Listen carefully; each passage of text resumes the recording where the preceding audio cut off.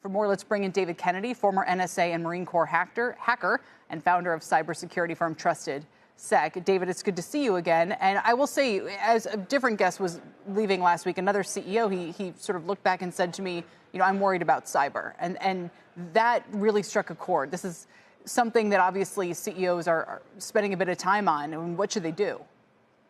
Yeah, Kelly, this is the first time where we're actually having a direct conflict with a type of regime that has very capable cyber capabilities. And so if you think about that, all rules are off. Traditionally, you look at China, Russia, North Korea, they will hack into things, but they don't cause any type of major outages.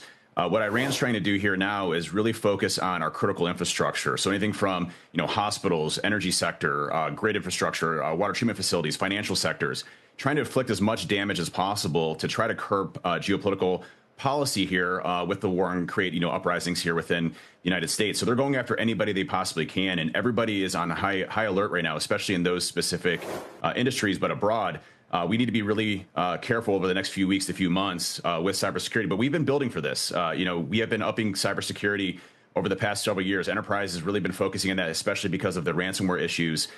So we're prepared for this, but it's only going to take, one small exposure that really opens up the hole for these Iranian hackers to really get into the infrastructure. In the case of Stryker, my understanding is they went and disrupted an internal login page and that the company told employees to immediately stop using and turn off all of their devices that might be off premises. So do you think that other companies should take proactive measures like that?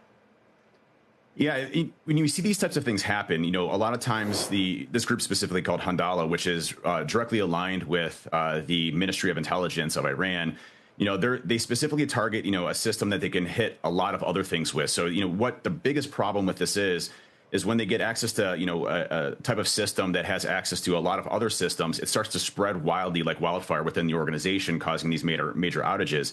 And that's really what these companies really need to be proactive about, is looking at, where are our biggest points of vulnerability to where it could really impact, our manufacturing process or our water treatment process, and really home in into those areas, because that's what they're going to be targeting. They're not looking for individual systems, one or two or three. They're trying thousands of systems at the same time to cause as much pain and agony, in those individual areas. And that's really the focus that we're looking at today, and where all these companies are really focusing their efforts on. Not to give them any ideas, but I do worry more perhaps about infrastructure, anything on kind of the state, local government side of things, because companies, at least a lot of them, they have to worry about shareholders. They don't want to look bad. They can spend the money on cybersecurity. Little different stories sometimes with our kind of important, resources. And I don't know if there's anything that we can do to make sure that we're not vulnerable, or maybe I'm underestimating it and a lot of that work has already been done.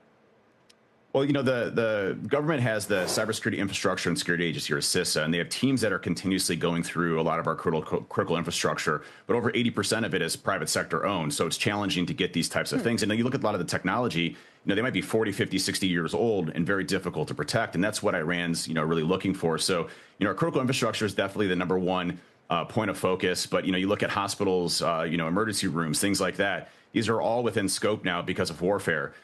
Things that traditionally were off the table before are now on the table as far as what Iran is going to be targeting. And that's what we need to be concerned with. And even individualized people, you could definitely do things to protect yourself, putting things in like multi-factor authentication on your banking websites, your social media accounts, things like that to protect yourself. That has a big step, believe it or not, in reducing around 97% of the attacks that we see out there today through phishing and social engineering. But it's something that we all need to be aware of and know that the next couple of weeks are going to be pretty rough, and they're going to be lashing out as hard as they possibly can to hit us here at home.